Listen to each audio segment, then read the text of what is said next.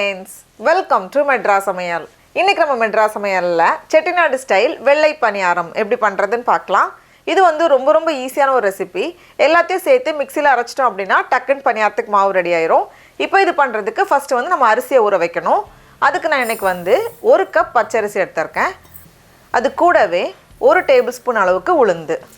எல்லாத்தையும் சேர்த்துட்டு 2-3 வாட்டி தண்ணியில நல்லா அலசி சுத்தம் பண்ணி தண்ணி சேர்த்து இதை வந்து ஒரு 3 மணி நேரம் போல ஊற வச்சுக்கோங்க. இருக்கட்டும். இப்போ 3 மணி நேரத்துக்கு அப்புறமா அரிசியும் உளுந்தும் நல்லா ஊறி ரெடியா இருக்கு. இப்போ இந்த தண்ணியை ஃபுல்லா வடிகட்டிட்டு மிக்ஸி ஜார்ல மாத்திடலாம். ரொம்ப தண்ணி சேர்க்காதீங்க. ஃபர்ஸ்ட் வந்து இந்த அரிசி ஊற வச்ச தண்ணியே போதும். அதை வந்து சேர்த்து இந்த மாதிரி அரைச்சு எடுத்துட்டு வந்திருக்கேன். ஓரளவுக்கு இந்த மாதிரி நல்லா அரைப்பட்டிருக்கு. தேவைப்பட்டா மட்டும் கொஞ்சமா எக்ஸ்ட்ரா தண்ணி சேர்த்துக்கோங்க. இப்போ இது கூடவே 3/4 கப் சர்க்கரை சேர்த்துக்கோங்க. 1 கப் அரிசிக்கு 3/4 கப் சர்க்கரை வந்து சரியா இருக்கும்.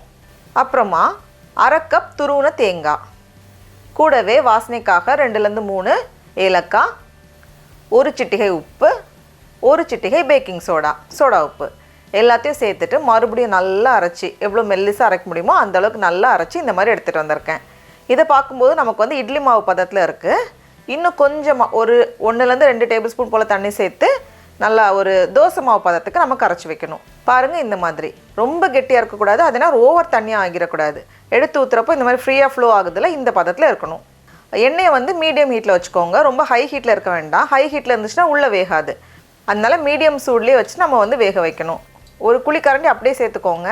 சேர்த்ததுமே கொஞ்ச நேரத்தில் அதுவே மேலே வரும். பாருங்கள், இந்த மாதிரி அதுவே மேலே வரும். இப்படி வந்ததும் இதை வந்து நம்ம திருப்பி போட்டுடலாம். திருப்பி போட்டுட்டு 2 பக்கமும் ஒரு கோல்டன் கலர் வரது வரைக்கும் நம்ம வந்து பொரிய வச்சு எடுக்கணும். கொஞ்ச நேரம் நிதானமாக நின்று பொரியணும். அப்போ தான் வந்து உள்ள வரைக்கும் வெந்து வரும். பாருங்கள், இந்த மாதிரி 2 பக்கமும் திருப்பி போட்டு நல்ல ஒரு கோல்டன் கலர் வந்திருக்கு. இந்த ஸ்டேஜ் வந்ததும் இதை எடுத்து நம்ம வெளியே வச்சிடலாம். அதே மாதிரி மீதி இருக்கிற எல்லாத்தையும் பொரிச்சு வச்சுக்கோங்க. அப்படியே அதுவே மேலே எழும்பி வரும். ரொம்ப ஹை ஹீட்டில் இருந்துச்சுன்னா உள்ளே வந்து வேகாத மாதிரி இருக்கும். அதனால வந்து கொஞ்சம் நிதானமாக பொரிஞ்சு வரணும். பாருங்கள், இந்த மாதிரி வந்ததும் இதை எடுத்து நம்ம வெளியே வச்சிடலாம். அவ்வளோதான், நம்மளோட சூப்பரான வெள்ளை பணியாரம் ரெடியாக இருக்குது. சர்க்கரைக்கு பதிலாக நம்ம வந்து வெல்லமும் சேர்த்து பண்ணலாம். அதே அளவு தான், 3/4 கப் சர்க்கரைக்கு பதிலாக 3/4 கப் வெல்லம் சேர்த்துக்கலாம். டடா, அவ்வளோதான், நம்மளோட பணியாரம்லாம் சூப்பராக ரெடியாக இருக்குது. இப்போ நம்ம டேஸ்ட் பண்ணி பார்க்கலாமா? இது வந்து வெளியே கொஞ்சம் கிறிஸ்பியாக உள்ளே நல்லா சாஃப்டாக இருக்கும். ரொம்ப நல்லாயிருக்கு. நீங்களும் கண்டிப்பாக இந்த ரெசிபியை வீட்டில் செஞ்சு பாருங்கள். உங்களுக்கு இந்த வீடியோ பிடிச்சிருந்துச்சுன்னா மெட்ராஸ் சமையலுக்கு சப்ஸ்கிரைப் பண்ணுங்கள். நாவின் சுவை எறும்புகள் மலரட்டும்.